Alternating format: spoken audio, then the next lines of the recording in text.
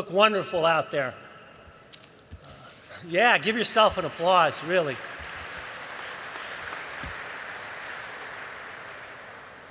On behalf of the Labor Education Program at the University of Illinois, I want to welcome you to one of the greatest labor union cities in the world, Chicago, Illinois. Thank you for being here.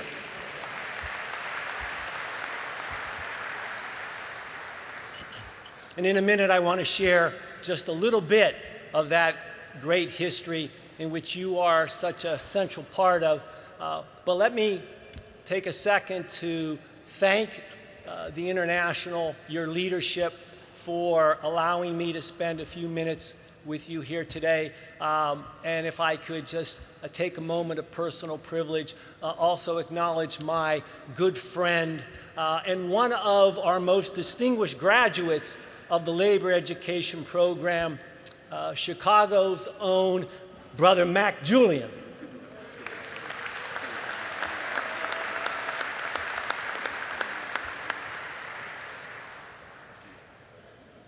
Okay, so I think this is my button here to, I'm looking for the slide. There we go. Let me just back up. Okay, so what we're going to do is spend just a few minutes to connect some historical pieces. There's a lot of labor history that's been made in America and some real critical history made here in Chicago. And people who work at the Postal Service are essential to that history. I've got just a few minutes, though, to say something special and hopefully unique to you that actually relates strongly to the 1970 Great Postal Strike. I want to connect two stories. One that takes us back to the late 19th century in Chicago and the great Pullman boycott, the strike of the Pullman car manufacturer, and its distinguished and historical battle against the state of Illinois, against George Pullman, to win dignity for workers. And I want to draw a relationship of that battle to your historic 1970 strike, both involving the Postal Service.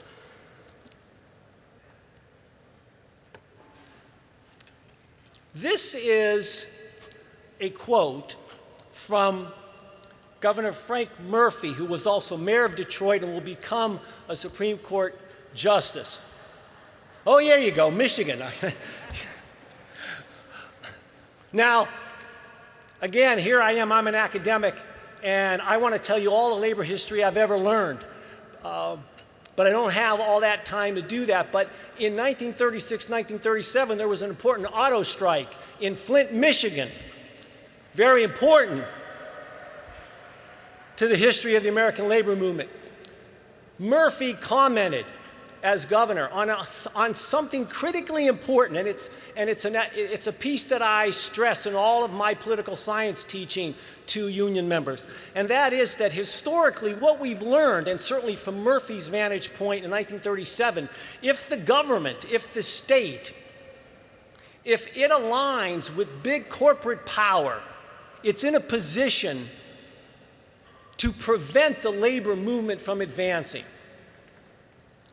And that what history has told us is when the government aligns itself against working people, there is little that working people can do in order to survive. And from his vantage point, this looked like an absolute truism. And the reason why he was able to make that statement with such confidence is that if you look at the late 19th century, and just take a couple of examples of major labor struggles in which the military, some form of law enforcement, was organized on behalf of great wealth to crush working people and the nascent growth of labor unions, if you just glance at a couple of those key events, you can understand why Murphy, other political leaders, labor leaders, would lament and fear that there's no way to take on the federal government. There's no way for working people, for a labor union to survive if the state aligns itself with great wealth and power to crush the working class.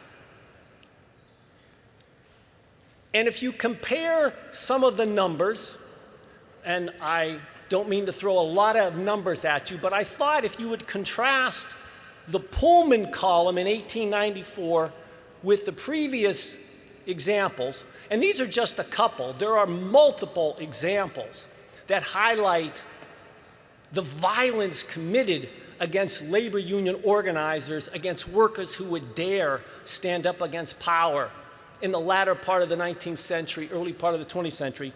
You get a sense of how dramatic, how large, how substantial the Pullman strike was in Chicago in 1894. And I want you to hold on to that Pullman story as I go through this very brief presentation.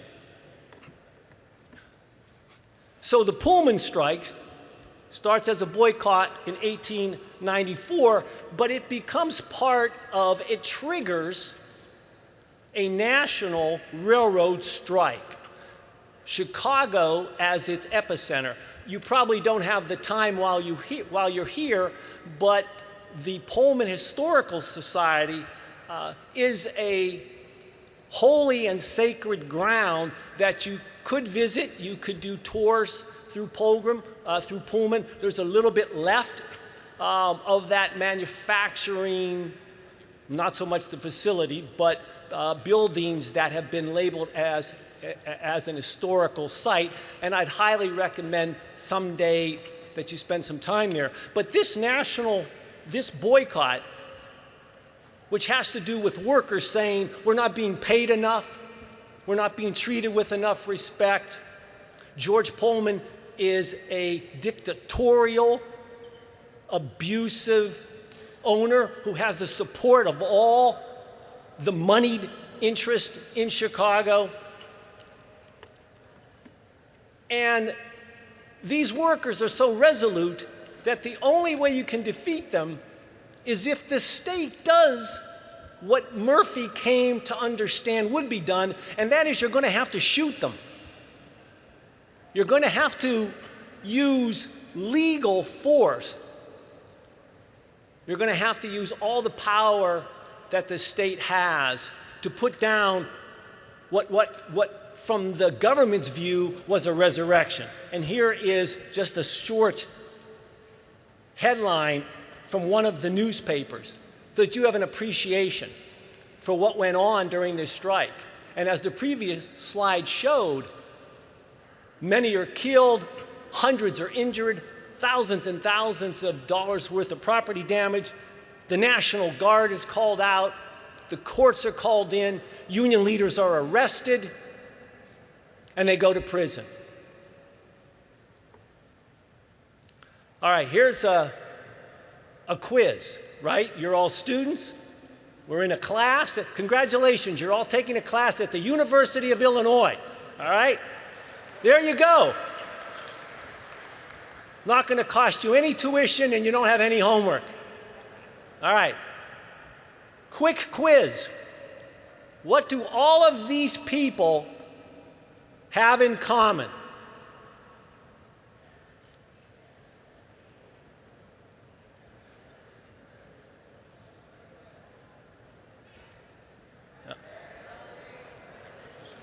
Oh, they're presidents. All right. All right. What else do they have in common?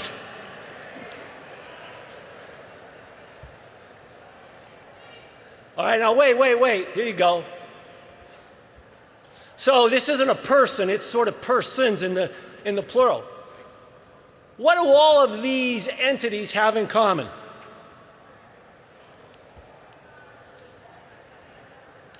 Well, here's what I think they have in common, or what I know they have in common. None of them thought public sector workers should unionize. None of them really thought you should have the right to strike. None of them really thought you should have full collective bargaining rights. It was going to require your organizing, your insistence, your solidarity, your perseverance. You were going to have to change history. You were going to have to change the way this country thought of public sector workers, postal workers specifically. There's an image you know very well, and obviously you're going to spend more time focusing on the 1970 strike, so I certainly don't need to belabor it. I will tell you, though, in every history class that I teach, this image gets shown, and the story of that strike gets featured. It gets an important piece, given the fact that it was this illegal wildcat strike against the federal government. Again, an entity that Governor Murphy, for good reason, believed you could never beat until you did, right? Yeah, you can applaud that. You should. You should continue to applaud it.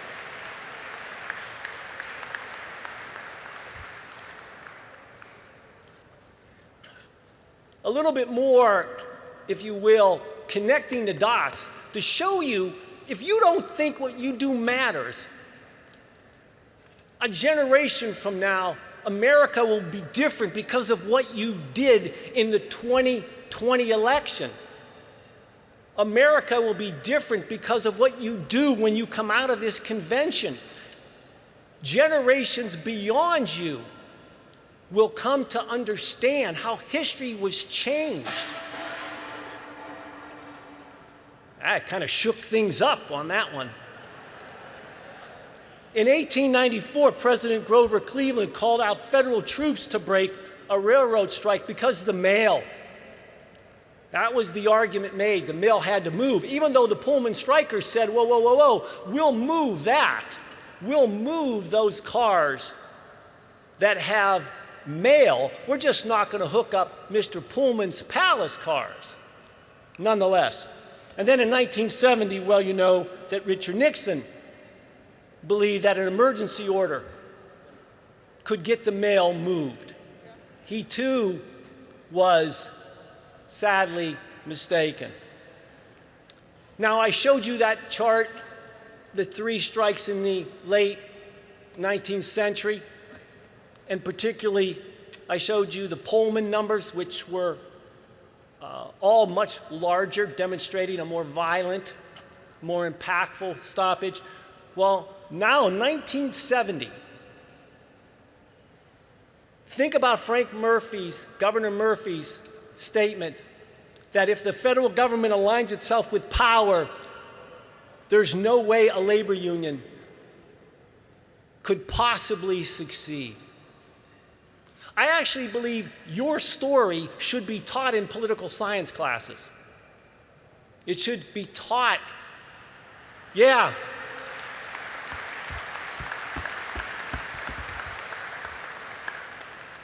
And I know just the guy to do it. Look at the 1970 strike. See all those, I mean, unless I'm missing something.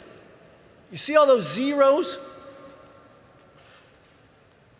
That is an unprecedented outcome against immeasurable and what was once thought unbeatable odds.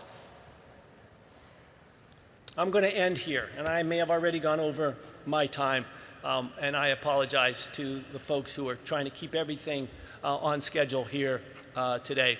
But I'm going to go back in history because I really do think you are continuing the evolution of history towards the greater freedom of human beings. I think history is meant to create greater freedom greater opportunity. I think that's a purpose that we see in the evolution of people and societies. And I think the labor movement is the most critical force to the expansion of freedom in the world. I want to take you back to Samuel Gompers, first president of the American Federation of Labor, held that position for 40 years. Gompers is asked, after the AFL is formed in 1886, he's asked, well, what do you want? What does labor want? I don't know if anybody ever asked you that question, right? What do you want? What do you want to achieve? Why do you work together? Why do you organize together? Why do you act politically together? Why do you bargain together? What is it that you're attempting to achieve? And he gave a long answer, but this portion of it is a piece that I like to share. And if you don't mind, I just want to read this short piece, and I want you to reflect on it. We want more schoolhouses and less jails. Yeah. More books, less arsenals. More learning, less vice. More constant work and less crime. More leisure, less greed. More justice and less revenge. More opportunities to cultivate our better nature.